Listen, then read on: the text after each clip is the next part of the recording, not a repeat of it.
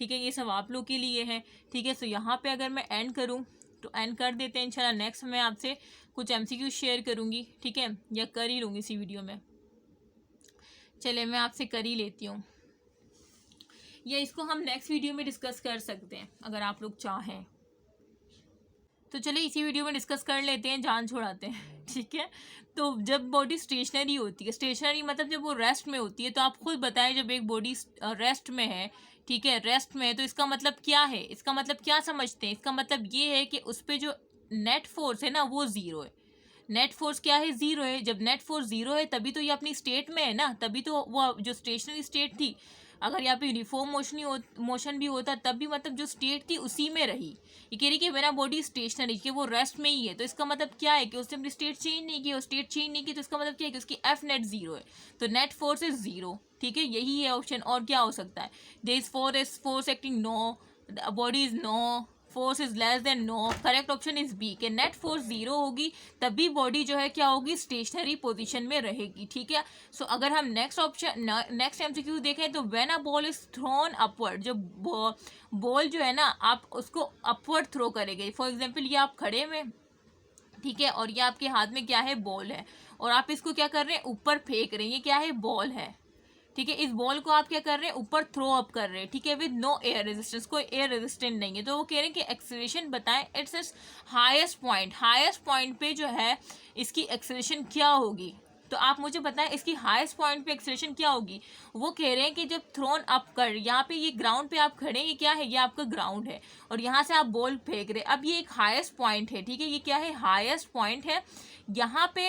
अब वो कह रहे हैं कि जब आपने बॉल थ्रो की, ठीक है, नो रेजिस्टेंस डायरेक्शन, वो आपसे क्या पूछ रहे हैं, एक्सेलरेशन पूछ रहे हैं, एक्सेलरेशन आपसे पूछ रहे हैं हाईएस्ट पॉइंट पे। तो हाईएस्ट पॉइंट पे आपकी, हाईएस्ट पॉइंट पे जो है एक्सेलरेशन क्या होगी, तो हाईएस्ट पॉइंट पे क्या होगी, जब ये बॉल जो है, अगर मैं कलर चेंज करूँ तो देखें ये बॉल आप यहाँ से थ्रो कर रहे हैं, ठीक है, तो ये एक हाइट से टकराई, जब ये टकराई तो ये क्या हुआ, ये बॉल दोबारा से नीचे आना स्टार्ट हो गई, तो इसका मतलब जो एक्सेलरेशन की डायरेक्शन है वो क्या होगी, हाईएस्ट पॉइंट पे पूछ रहे हैं, हाईएस्ट पॉइंट पे जो एक्सेलरेशन की डायरेक्शन है वो डाउनवर्ड होगी, क्योंकि वो हाईएस्ट पॉइंट से टकराने के बाद वो डाउनवर्ड मूव कर रही है, तो इसका मतलब जो हाईएस्ट पॉइंट पे वो एक्सेलरेशन की पूछ रहे हैं तो वो हमेशा डाउनवर्ड होगा। अगर वो पूछते हैं कि थ्रोन अपवर्ड और हाईएस्ट पॉइंट नहीं दिया होता तब वो क्या होता है, एक्सेलरेशन अपवर्ड होती, लेकिन यहाँ पे जो मेन पॉइंट दिया है वो मेन पॉइंट क्या दिया है यहाँ पे कि acceleration at its highest point. तो हाईएस्ट पॉइंट पर जाहिर सी बात है जब ये बॉल ऊपर जाएगी और एक हाईएस्ट पॉइंट पे टकराएगी, और टकराने के बाद इसने कहाँ आना है, नीचे ही आना है, तो इसका मतलब हाईएस्ट पॉइंट पे जो इसकी एक्सेलरेशन की जो डायरेक्शन होगी वो क्या होगी, डाउनवर्ड होगी। लेकिन अगर हाईएस्ट पॉइंट मेंशन नहीं हुआ होता तब इसकी अपवर्ड होती। ठीक है, तो ये बातें थोड़ा सा जहन नशीन कर लें कि भाई ये आपने MCQ सही से पढ़ना है कि MCQ कह क्या रहा है, आपने बल्कि ड्रॉ अप कर लेना है।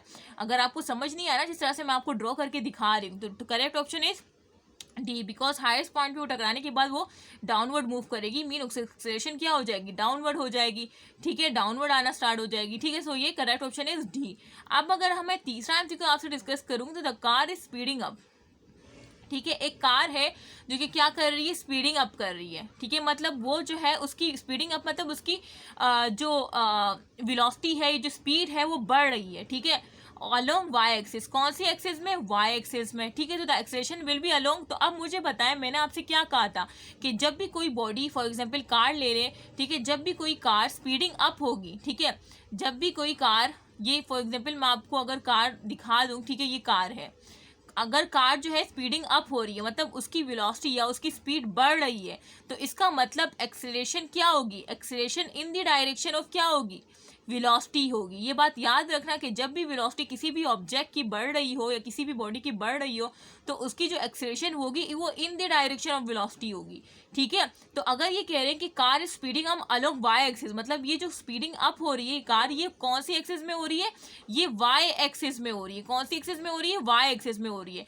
तो इसका मतलब जब ये कार जो है स्पीडिंग अप हो रही है वाई एक्सिस में, तो जाहिर सी बात है स्पीडिंग अप कह रहे हैं, तो जब speeding up in Y axis तो एक्सेलरेशन भी वाई एक्सिस में ही प्रोड्यूस होगी। क्यों, क्योंकि दोनों जब कह दिया कि स्पीडिंग अप, तो इसका मतलब acceleration in the direction of velocity. जब वेलोसिटी वाई एक्सिस में है तो जाहिर सी बात है एक्सेलरेशन भी क्या होगी, वाई एक्सिस में ही होगी, ठीक है। अब ये positive Y axis, negative Y axis, बच्चे इसमें कंफ्यूज हो जाएंगे। तो देखें बेटा, यहाँ पे अलोंग वाई एक्सिस लिखा हुआ है, जब कुछ भी नहीं होता ना तो वहाँ पे पॉजिटिव होता, ठीक है। तो इसका मतलब पॉजिटिव वाई एक्सिस होगा। अगर यहाँ पे इन्होंने नेगेटिव शो करना होता ना तो यहाँ पे लिखते, वो मेंशन करते, जब मेंशन नहीं हुआ कुछ भी तो उसका मतलब पॉजिटिव है। तो करेक्ट ऑप्शन है सी, ठीक है। तो इस वजह से जो है ये मैंने पहले भी बहुत डिटेल से आपको बता दिया है कि बेटा जब भी कोई ऑब्जेक्ट स्पीडिंग अप होगा तो उसकी वेलोसिटी मीन बढ़ रही है, जब वेलोसिटी बढ़ रही है तो एक्सेलरेशन की जो डायरेक्शन है वो इन दी डायरेक्शन ऑफ वेलोसिटी है। लेकिन अगर कोई कार है, अगर फॉर एग्जांपल यहाँ पे होता कि वो स्लो डाउन हो रही है, कोई भी कार कोई भी ऑब्जेक्ट, तो उस वक्त उसकी वेलोसिटी क्या हो रही होती, कम होती। तो उस वक्त अगर कोई भी कार कोई भी ऑब्जेक्ट की वेलोसिटी जब कम हो रही होती है तो उस वक्त जो एक्सेलरेशन की डायरेक्शन होती है ना वो अपोजिट दी वेलोसिटी होती है, ठीक है। और जब अपोजिट दी वेलोसिटी होगी तो वहाँ पे हम नेगेटिव एक्सेलरेशन शो करेंगे, मीन रिटार्डेशन या डिसेलरेशन या नेगेटिव एक्सेलरेशन, और इसको हम कहते हैं पॉजिटिव एक्सेलरेशन, ठीक है। यहाँ पे आपसे ये भी पूछा जा सकता है, ऑप्शन की जगह आपको ये भी दिया जा सकता है कि पॉजिटिव एक्सेलरेशन या नेगेटिव एक्सेलरेशन। आपने पॉजिटिव एक्सेलरेशन क्यों लगानी है, क्योंकि स्पीडिंग अप हो रही है, मतलब कार की वेलोसिटी बढ़ रही है। जब कार की वेलोसिटी बढ़ रही है तो acceleration in the direction of velocity है, मीन पॉजिटिव एक्सेलरेशन। अगर यहाँ पे स्लो डाउन लिखा होता तो फिर जाहिर सी बात है स्लो डाउन की जब वेलोसिटी कम हो रही होती तो एक्सेलरेशन तो अपोजिट दी वेलोसिटी जा रही होती, तब नेगेटिव एक्सेलरेशन होता है या डिसेलरेशन होता है, या हम उसे क्या कहते हैं, रिटार्डेशन, ठीक है। सो इस ऑप्शन का जो करेक्ट ऑप्शन है वो क्या है, पॉजिटिव एक्सिस, क्योंकि पॉजिटिव वाई एक्सिस, क्योंकि जो कार स्पीडिंग अप हो रही थी वो वाई एक्सिस में हो रही थी।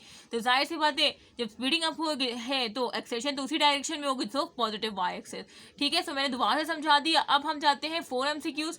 तो 4 MCQs क्या है कि when a force of 100 Newton, जब फोर्स क्या है, फोर्स आपको कितनी दी हुई है, फोर्स आपको दी हुई है 100 न्यूटन, ठीक है। फोर्स आपको दी है 100 न्यूटन एक्टिंग जो कि एक्ट करी है एक बॉडी पे जिसका मास क्या है 50 kg, ठीक है, मास 50 kg। अब वो पूछ रहे हैं कि एक्सेलरेशन बताएं कि एक्सेलरेशन क्या होगी। अब आपने सेकंड लॉ ऑफ मोशन कि ये फोर्स दी है, मास दी, एक्सेलरेशन, तो कौन सी इक्वेशन ऑफ मोशन लगेगी, सेकंड इक्वेशन। तो सेकंड इक्वेशन मोशन क्या है, F = ma, ठीक है। अब आपको मालूम क्या करना है, एक्सेलरेशन मालूम करनी है। तो क्या करेंगे, ये जो मास है यहाँ पे मल्टीप्लाई हो रहा है, इज के उस साइड क्या हो जाएगा, डिवाइड हो जाएगा। तो एक्सेलरेशन की क्या निकलेगी, F डिवाइडेड बाय मास। तो F की वैल्यू क्या दी है, F की वैल्यू आपको दी है 100 और मास की वैल्यू क्या है 50।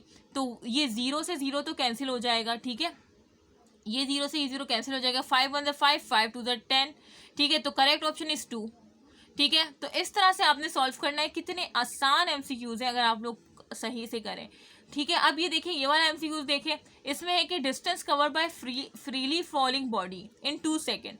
अब देखिए यहाँ पे कह रहे हैं, ये मैंने आपको शॉर्ट ट्रिक बताया था, जल्दी से बताया, जब मैंने कहा था कि जब भी फ्रीली फॉलिंग बॉडी की बात हो रही हो, ठीक है, और वहाँ पे आपको जस्ट टाइम दिया हो, ठीक है, 2 सेकेंड जो कि दिया हुआ है, और आपसे क्या पूछ रहे हैं, डिस्टेंस पूछ रहे हैं। डिस्टेंस मतलब आपसे हाइट पूछ रहे हैं, यही बताया था ना कि डिस्टेंस = हाइट। तो मैंने बाकायदा आपको इस फॉर्मूले से निकाल के बताया था कि VIT + 1/2AT²। आप लोग सोच रहे होंगे कि मैम ये वाला फॉर्मूला लगेगा। तो बेटा फ्रीली फॉलिंग बॉडी के लिए मैंने क्या बताया था कि जब फ्रीली फॉलिंग बॉडी की बात होगी तो मतलब एक बंदा जो है एक हाइट से जो है कोई चीज़ ड्रॉप कर रहा है, मीन वो फ्री फॉलिंग है, तो इसका मतलब जो वो ड्रॉप करेगा तो पहले तो उसकी इनिशियल वेलोसिटी क्या होगी, 0 होगी।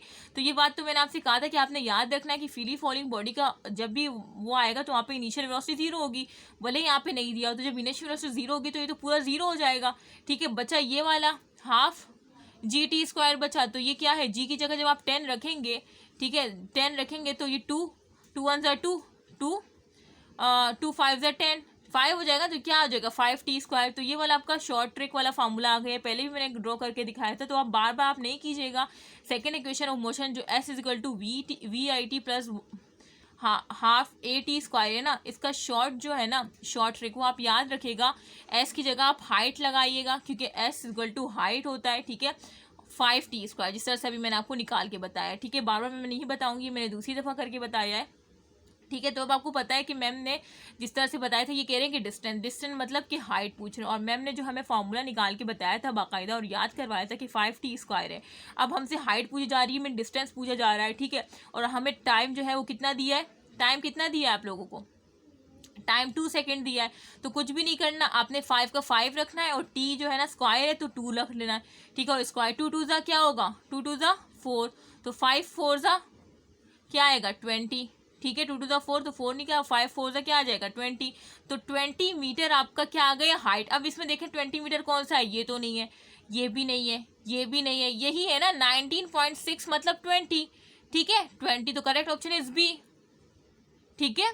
अच्छा इसी तरह से देखें ये भी वही है, ये भी वही है, उसी शॉर्ट ट्रिक से आपने सॉल्व करना है कि a body is drop from a tower. अब देखें वहाँ पे फ्री फॉलिंग बॉडी डायरेक्ट आपको हिंट दे दिया था। अब फ्री फॉलिंग बॉडी ड्रॉप एक ही केस है, जिस तरह से मैंने आपको बार बार बताया, ठीक है। जीरो वेलोसिटी, यहाँ पे आपको ये भी बताया कि जीरो वेलोसिटी में इनिशियल वेलोसिटी जीरो, ठीक है। रीच ग्राउंड टी सेकेंड, बस आपने देख लेना है कि भाई 4 सेकेंड फ्रीली फॉलिंग बॉडी का कैसे, तो 4 सेकेंड टाइम दिया हुआ है और हमसे हाइट पूछ रहे हैं या डिस्टेंस पूछ रहे हैं, तो आपने डायरेक्ट ये वाला फॉर्मूला लगाना है, 5 का 5 और टाइम की जगह आपने 4 रख लेना है, ठीक है। और 4 4 का क्या हो जाएगा, 4 4 16, तो 5 मल्टीप्लाई बाय 16 करेंगे तो आपके पास क्या आंसर आएगा 80, तो करेक्ट ऑप्शन इज ए, ठीक है। सो ये 6 का क्या है करेक्ट ऑप्शन ए। अब अगर मैं आपसे ये वाली बात करूं कि pull of earth on a mass of 20 kg on the surface of earth, अब ये कह रहे हैं कि जो अर्थ जो पुल करती है ना, एक मास है 20 kg सरफेस ऑफ अर्थ पे, तो वो कितनी फोर्स से उसको पुल करेगी, तो ये सेम आपने वही फॉर्मूला लगाना है, ठीक है। देखिए अब यहाँ पे जो इसमें कुछ भी मुश्किल नहीं है, आपने डायरेक्ट वो फार्मूला लगा लेना है कि F = ma, ठीक है। अब यहाँ पे जो आपको मास दिया है वो कितना दिया है 20, ठीक है। अब A mean G, A = G, ठीक है। तो G की वैल्यू क्या थी, मैंने कहा था कि 9.8 मीटर पर सेकेंड होती है, लेकिन जब आप सॉल्व करने के लिए करते हैं आसानी के लिए तो आप 10 लेते हैं, तो आप किसी जगह 10 ले लें, ठीक है। तो जब 20 को 10 से मल्टीप्लाई करेंगे तो फोर्स कितनी आएगी, जो जमीन पुल करेगी उस अर्थ को, तो वो 20 न्यूटन से करेगी, 20 kg मास को, ठीक है। तो 200 न्यूटन से, सॉरी, ठीक है 200, क्योंकि 20 मल्टीप्लाई बाय 10 200। अब इसमें देखिए 200 न्यूटन, ये डी तो नहीं है, ये 20 न्यूटन है, 9 सी भी नहीं है। देखिए 196 समथिंग 200, ठीक है, क्योंकि जाहिर सी बात है आपने 9.8 को 10 करके सॉल्व किया है ना, तो जाहिर सी बात है 200 से तो कम ही आना है ना आंसर, तो इस वजह से 196 इज करेक्ट ऑप्शन, ठीक है। सो आई होप कि आपको समझ आ रहा है जो भी मैं करवा रही हूँ, ठीक है। सो अब ये वाला एमसीक्यू हम डिस्कस करते हैं कि सम फोर्सेस एफ इज अप्लाइड, कुछ फोर्सेस है एफ जो कि अप्लाइड हो रही है 1 by 1 ऑन 2 डिफरेंट मासेस, ठीक है। 2 डिफरेंट मासेस है, ठीक है, 2 डिफरेंट मासेस है जो कि क्या है m1 है m2 है, ठीक है। यूजिंग अ सेकेंड, वो कह रहे हैं कि न्यूटन सेकेंड लॉ आप यूज करें, ठीक है। Identify the correct mass to acceleration ratio, वो आपसे कौन सी रेशियो पूछ रहे हैं, मास टू एक्सेलरेशन रेशियो पूछ रहे हैं, ठीक है। ये वाली रेशियो आपसे पूछ रहे हैं मास और एक्सेलरेशन की, ठीक है। और 2 मासेस आपको दिए गए और आपसे कह रहे हैं कि भाई सेकंड लॉ ऑफ मोशन को आपने यूज करना है, तो आपने क्या करना है, आपने फर्स्ट मास के लिए लिखना है F1 m1 a1, F1 = m1 a1, दूसरे मास के लिए आपने लिखा F2 = m2 a2, ठीक है। अगर मैं आपको करवाऊँ तो जिस तरह से आपको पहले अगर मैं इसको रेस करूँ तो आपको 2 मासेस दिए हुए, ठीक है, m1 दिया है m2 दिया है, आपसे कह रहे हैं कि सेकेंड लो को यूज़ करें और मास एक्सेलरेशन रेशो निकाले। तो अब सेकेंड लो को अगर मैं यूज़ करूंगी तो सेकेंड लो क्या होता है, सेकेंड लो है F = m है, तो अब अगर मैं F मास 1 के लिए अगर मैं ये इक्वेशन यूज़ करूँ तो क्या होगा F1 = m1 a, और इसके लिए अगर करूँ तो क्या होगा F2 m2 a2, ठीक है, जिस तरह से यहाँ पे लिख लिया। अब क्या होगा, इस दोनों को जब मैं बराबर करूँगी F1 = F2, तो जो इसके बराबर होगा, इस तरह से हमने कहा कि F1 के बराबर क्या है m1 a1, तो m1 a1 आ जाएगा। इस तरह से F2 के बराबर क्या था m2 a2, ठीक है, यही है ना। अच्छा अब इसको क्या करें, एक जगह कर दे, क्योंकि इन्होंने पूछा है कि मास टू एक्सेलरेशन रेशियो निकाले। तो अब ये मास जो है ना, ये इजिकल टू के इस तरफ जब आएगा तो क्या हो जाएगा m1 तो मल्टीप्लाई, ये m2 जब इजिकल टू के इस तरफ आए तो ये डिवाइड में आ जाएगा, ठीक है। और ये A2 अपनी जगह ही है, ठीक है। और ये A1 जब इजिकल टू के इस तरफ आएगा तो ये डिवाइड में आ जाएगा। तो इसका मतलब करेक्ट ऑप्शन कौन सा है, m1/m2 = A2/A1, कौन सा ऑप्शन है ए। ये वाला तो नहीं हो सकता, ये वाला भी नहीं हो सकता ये, क्योंकि इन्वर्स रिलेशन है ना। आप लोग अगर मैं शॉर्ट ट्रिक बताऊं तो आप लोगों ने याद रखना है कि भाई एक्सेलरेशन का जो मास से रिलेशन है वो इन्वर्स है, वो इन्वर्स है। आप डायरेक्ट भी सॉल्व कर सकते हैं, ठीक है। ये तो मैंने आपको समझाने के लिए इतना लंबा किया। आप डायरेक्ट किस तरह से सॉल्व कर सकते हैं, आपने डायरेक्ट बस ये याद रखना है, जिस तरह से मैंने कहा कि एक्सेलरेशन का जो मास से जो रिलेशन है वो इन्वर्स रिलेशन है। मास अगर ज़्यादा होगा तो एक्सेलरेशन कम होगा, मास अगर कम होगा तो एक्सेलरेशन ज़्यादा होगा, ठीक है। तो अब ये पूछ रहे हैं कि भाई M1 M2 दिया हुआ है और आप रिलेशन बता दे, तो आपने कुछ भी नहीं करना। आपने देखना है कि M1 M2 A2 A1, मतलब ये इन्वर्स रिलेशन, ये इन्वर्स रिलेशन को शो कर रहा है। अब ये थे कि दोनों सेम सेम है, ये तो हो नहीं सकता, ये भी दोनों सेम सेम है, ये भी नहीं हो सकता। ये देखें M1 M2 A1 A2, नहीं ये सेम सेम है। अब देखें M1 upon M2 is equal to A2 upon A1, तो ये इन्वर्स रिलेशन को शो कर रहा है, तो correct option is a. Short trick तो इसी तरह से है, ठीक है। लेकिन जो लॉन्ग इस तरह से मेथड जो मैंने आपको कहा है वो आपको समझाने के लिए, ठीक है, कि दोनों मासेस का पहले आपने सेकंड लॉ इक्वेशन मोशन से निकाला, उसको फिर आपने इज इक्वल टू की तरह किया और मास को एक साइड कर दिया, एक्सेलरेशन को एक साइड, तो आपके पास आ गया, ठीक है। सो ये सब कुछ था, ठीक है। और बाकी एवरेज जो एवरेज वेलोसिटी निकालते हैं, तो एक स्टूडेंट का मेरे पास आया भी था। तो देखें एवरेज वेलोसिटी एक तो इस तरह से निकलती है ना कि VF is equal to VI upon 2, जब दो वेलोसिटीज़ आपको दी है इनिशियल फाइनल। लेकिन अगर आपको बहुत ज़्यादा वेलोसिटीज़ दी है तो आपने एवरेज निकाल के टोटल जितनी भी डिस्प्लेसमेंट उनको प्लस करके टोटल टाइम से डिवाइड कर देना है, ठीक है। सो इस तरह से जो है आपने करना है। सो यहाँ पे हमारा एंड हो जाता है, ठीक है। सो ये कुछ MCQs थे जो कि मुझे वेबसाइट पर डालने थे, ठीक है। लेकिन वेबसाइट अभी इंशाल्लाह जब आप लोग सपोर्ट करेंगे तो इंशाल्लाह वो मैं बोल दूंगी कि वो कर दे, ठीक है, वेबसाइटर से, ठीक है। सो फिर ये सारे MCQs वहीं अपलोड हुआ करेंगे और आपको मैं फ़ौरन जाके जैसे मैं वहाँ पे पुट करूँगी MCQs को, तो आपको जो है लिंक शेयर कर दूँगी आपके ग्रुप में, क्योंकि जो हमारा सपोर्टर स्टूडेंट होगा उनका मैं अलग ग्रुप बनाऊँगी, ठीक है। जिन्होंने सपोर्ट किया होगा वेबसाइट की फॉर्मेशन में तो उनका अलग ग्रुप होगा और जो लिंक होगा वो उन्हीं के ग्रुप में जाएगा, ठीक है। और वही मतलब वही स्टूडेंट जो है डेली लेक्चर देखने के बाद डेली अपना टेस्ट अटैम्प्ट कर सकते हैं, एज अ टेस्ट वो MCQs अटैम्प्ट कर सकते हैं, ठीक है। जो जिस तरह से मैंने ये MCQs यहाँ पे जो आपको समझाया ना, ये मैं जाके वेबसाइट पे डालूंगी।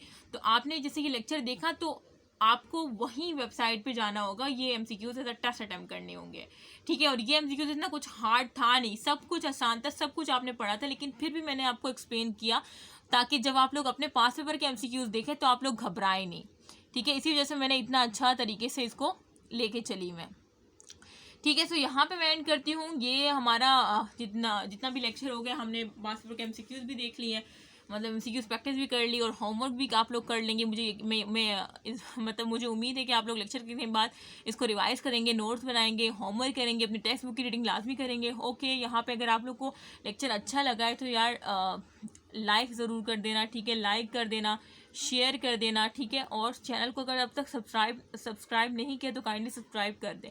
मैं इतना बोल रही हूँ, ऊपर से जो है मैं अपनी वॉइस क्लियर लाने के लिए फ़ैन वगैरह ऑफ करके बैठती हूँ, इतना मैं कुछ झेल रही हूँ आप सबके लिए, और आप लोग एक लाइक, एक शेयर, एक सब्सक्राइब नहीं कर सकते तो फिर तो मतलब आप लोग हक ही नहीं अदा कर रहे, ठीक है। सो यहाँ पे मैं ऑफ करती हूँ। अपनी दुआ में खासकर याद रखिएगा। इंशाल्लाह नेक्स्ट लेक्चर में हम लीनियर मोमेंटम देखेंगे, इम्पल्स देखेंगे, ठीक है। सो मैं कोशिश करूँगी कि मैं चैप्टर को कंप्लीट करवा पाऊँ, ठीक है, कमिंग संडे टेस्ट के लिए, ठीक है। सो मुझे दुआ में खासकर याद रखिएगा और मेरी दुआ कीजिएगा कि अल्लाह मेरे कामों में आसानी फरमाए ताकि मैं आप लोग के लिए जो है ना जल्दी से जल्दी काम कर सकूँ। ओके, अल्लाह हाफ़िज़, जज़ाकल्लाह।